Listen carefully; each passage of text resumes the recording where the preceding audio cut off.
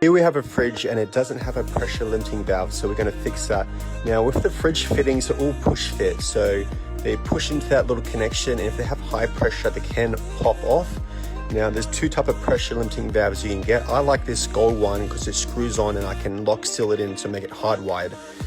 The other ones, they just join directly onto the pipe, but they can still pop off. So I like these gold ones a bit better because I feel like they're still not pressure limited on the other side there. So yeah, job done.